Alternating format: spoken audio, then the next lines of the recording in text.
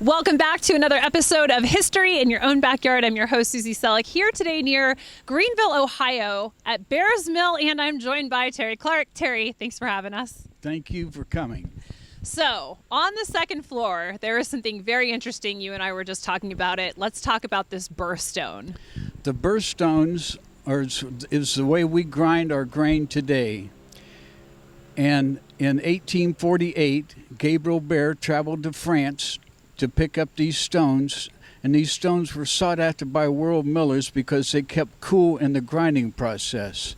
When I'm grinding, I try to keep a slow, constant feed of grain in the birthstone to have a good, wholesome product. If I feed it too slow, the two stones touch, overheats, kills the vitamins and minerals. A burnt smell comes up and out of the stone, hence the phrase, keep your nose to the grindstone. You know, I loved that right out of the gate when you were telling me that story, because now I know where it comes from. Yes. So how much did those stones cost? Gabriel Bear, only because he married into money. What kind of money? We're talking about chocolate money. Chocolate money, like the Hershey's, like family money. Okay. Magdalena Hershey, and brought her here. And he got on a horse, rode to the coast, got on a ship, went to France. 2 years later, came back with 3 French birthstones, and they weighed 2 tons apiece, and they cost $6,000, all 3, in 1848. They weigh 6 tons a piece? No, I'm sorry. How much do they weigh a piece? They weigh a ton apiece. Oh, 1 ton. Okay. Wow. Okay. They weigh 1 ton each. Yes. Okay. That's a lot. So, okay.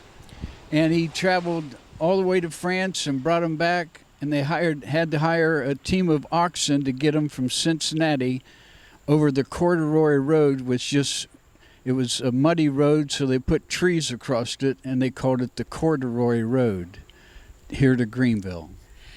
So right behind us is the mill. What kind of structure is this mill? This is a timber frame building, built in 1847. Okay. The timbers in this are 12 by 12s, 50 feet long, 4 on each floor.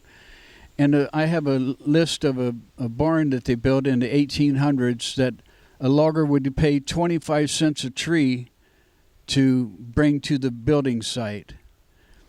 And this is definitely the world-class timber frame building. Very nice. So usually when I think about a mill, I think I'm going to see some sort of wheel, right? Like an exterior wheel around. I haven't seen that here. Why? We have an underwater turbine. Okay. There's an overshot wheel and an undershot wheel depending on the height of the creek. We have 2 turbines put in 1862 and 1870, made by Leffel over in Springfield, Ohio. Okay, local. They're still in operation today. Nice.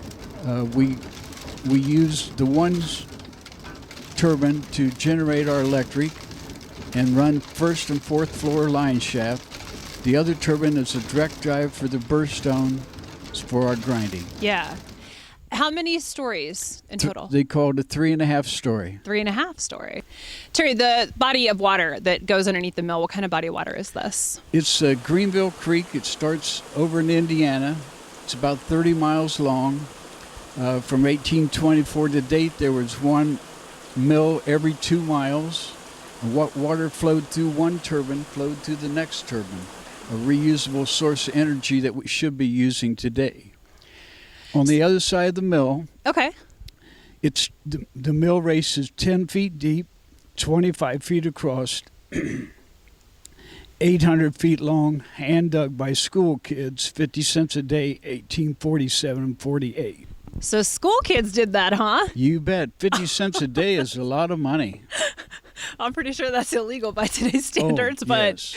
But yeah, wow. Actually, you know what? I peered around there earlier. That is, I think you're right on the money for those details. That's a neat spot right there to see the water from. Yes. Yeah, I feel like I had like back access right there to the water because you can walk right in, right from the land. Yes. Now, how far does this land stretch? We have 35 acres on this side of the road, and it's mostly upstream. Okay. That's where all the water is. Yep. And we have a presidential deed from President James Monroe that granted the property to Major George Adams. And then we have 7 acres across the road. Okay. Oh, 7 acres across the road. Okay. Yes. Very cool. So people, I noticed when I came in here, I mean, it's It's a gorgeous afternoon. There's people in looking around. There's all this beautiful pottery, and that's on the first floor. It smells like caramel and coffee in there. This place is beautiful. It's a gem for Greenville, right? It is. It's the first manufacturing facility in Darke County.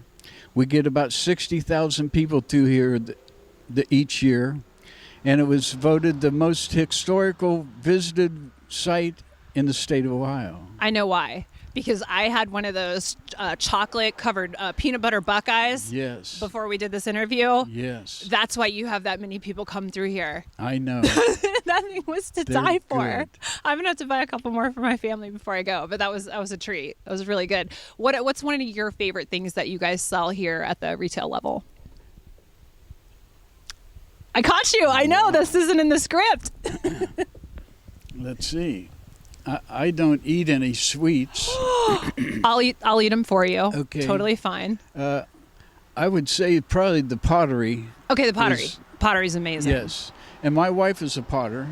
Oh, okay. And Okay. there's two other potters that pot with her, and they display their stuff in the mill. It's beautiful. It's I pretty mean, cool. the craft is, breathtaking. So, and good. And now that I kind of know the behind that, the pricing is, and if that's all done by hand, those are some good prices for that You nice bet. of pieces. So, Yes. okay. Terry, what kind of grain does the mill grind? Well, we grind corn in the corn mill, wheat into whole wheat, rye, barley.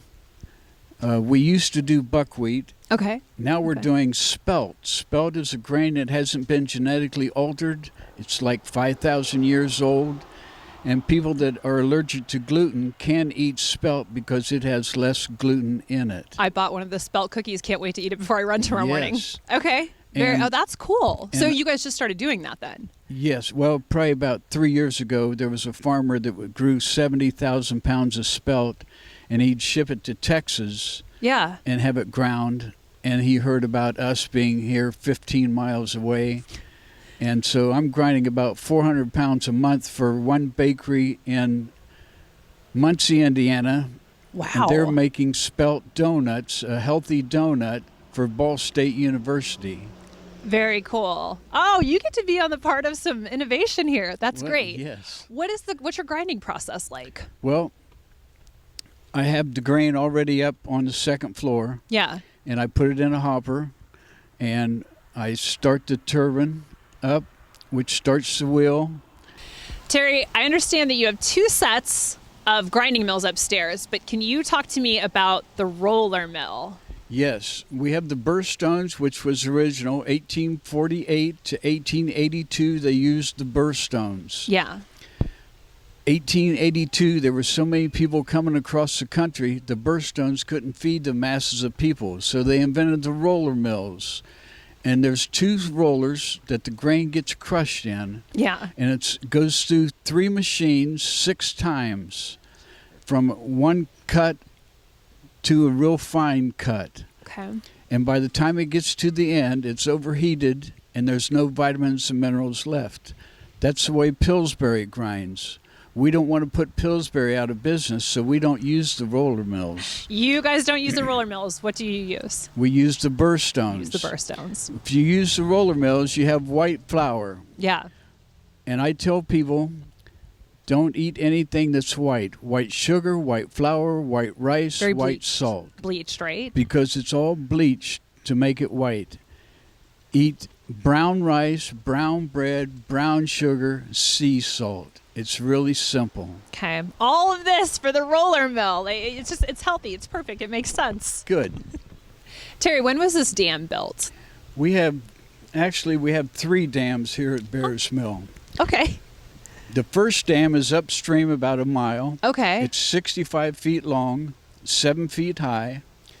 At the head of the mill race, there's another dam, 165 feet long, 10 feet tall. And then right underneath the mill, we have a dam that's 10 feet tall. And that holds all the water back to operate the turbines. Thank you for watching another episode of History in Your Own Backyard. I'm your host, Susie Selleck, here today near Greenville, Ohio, at Bears Mill. Terry Clark, thank you again for having us. And remember, Travel slowly and stop often. Bye for now.